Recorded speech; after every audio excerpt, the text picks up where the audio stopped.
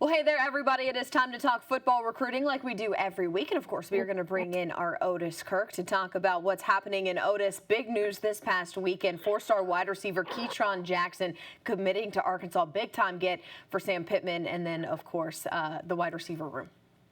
Yeah, Justice Stepp did a really good job on him, Alyssa, and so did Kendall Browse. But, Coach Stepp handled that recruiting the entire time.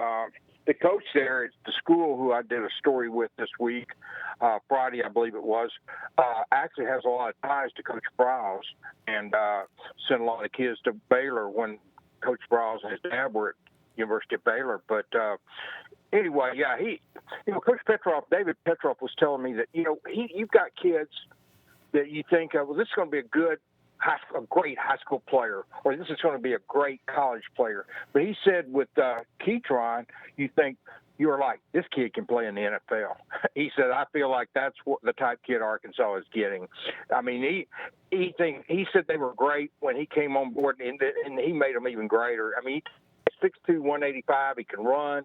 He blocks. He's physical. He goes to class. He makes good grades. He's a track guy. He, yes sir, no sir. I mean, he's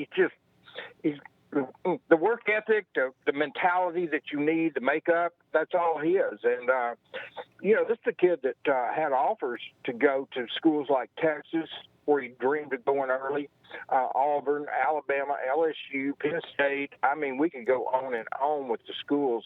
And he on May the 16th, he narrowed it to 14 schools. A&M was in there also. I should name them.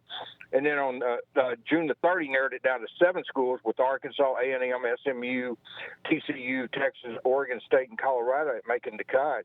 And then, like I said, Thursday night he picked the Hogs, and that was a great get for Arkansas because Texas, was all over him. He caught 61 passes for 889 yards and 6 touchdowns last season.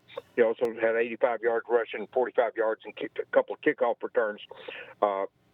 Complete player, really adds to that wide receiver room. This is a kid that will come in and play immediately. Yeah, it's an exciting get, for sure. All right, let's stay on the offensive side of the ball and talk about this guy, Cameron Ball, 3-star. Again, all these guys we're talking about, class of 2021. He's an offensive tackle out of Georgia. Well, Arkansas is recruiting him to play defense. He has to play both ways at his school, but he's got 40 offers, and it's mostly to play defensive tackle. So he's 6'5", 300. Arkansas wants him on defense. September the 22nd is when he's going to make a decision. His dad's birthday is that day, and so he had recently narrowed it down to Arkansas, Georgia Tech, Illinois, Tennessee, and Arizona, and we'll pick one of those 5 schools on September 22nd. There was I think 2 or 3 weeks ago in here, I talked about there was 2 players. If Arkansas could get them, it would really put the finishing touches. It wouldn't finish the class, but it would really make the class jump up. And that was Keytron Jackson and Cameron Ball. That was the 2 kids I talked about. Arkansas is halfway home now with Keytron in the bag, and I think you'll get Cameron on September the 22nd, but Georgia Tech's right there. One thing on Keytron I forgot to mention, he opens his season September the 25th against Briscoe Centennial, and then Cameron will open his season on September the 19th against North Clayton, who so Georgia and that particular school in Texas are starting their season a little bit later, Alyssa. But Cameron is a big kid. He can rush the passer, play the run, another great attitude. I've interviewed him, and he's just got a great attitude, great talker, just a very good kid. I love it. All right. Javon Nelson is a guy who just recently trimmed down his selections to his top 5. Arkansas, a part of that. He's a defensive end out of Murfreesboro, Tennessee. Yeah, he plays at Riverdale High School. It's the same city that Trey Knox is from, not the same high school, but the same city. Vanderbilt, Arkansas, Virginia Tech, North Carolina State, and Virginia made the top 5 or the final 5 for him. And he's 6'3", 260. They played 3 games already. They're 2-1. They lost their season opener, and then when they won the next 2, he's had 16 tackles. 9 of those are solo, 5 of them for loss, 1.5 sacks, and a forced fumble. So he's doing well. Arkansas doesn't have a defensive end committed in this class. They've got 1 defensive lineman committed, Solomon Wright. So they're needing some defensive linemen in this class. They're really going inside heavily. but and that's why they want Cameron Ball, because they had two seniors there last year listed that started to tackle. In all likelihood, Jonathan Marshall and Xavier Kelly will be the defensive tackles this year. So you're 2 years in a row, you're losing both your starters, and so that's why. But they are wanting an end or two, and Javon Nelson's one of those ends, and they're in the final five for him. We'll see how it works out. Hopefully, they can, get some momentum going there and try to get him, or at least they do need at least one defensive end. They're sitting pretty good at that position. I'm talking about the team as a whole, but they do need at least one in this class, and he's one of the candidates. There's some other ones, but he's one of them. So the final guy we want to talk about, and I love this, his name is Deldrick Withers. He's from Joe T. Robinson. Now he's committed to Kansas, but Otis, I love it. You say the Hogs need to swoop in there and offer this kid. Well, I think it's somebody they definitely need to look at, and I'm sure they are. But April the 13th, he committed to Kansas overall. He's got offers to Central Florida, Louisiana Tech, Monroe, Tulane, Vanderbilt, North Texas, Northwestern State, Murray State. They're 1-1.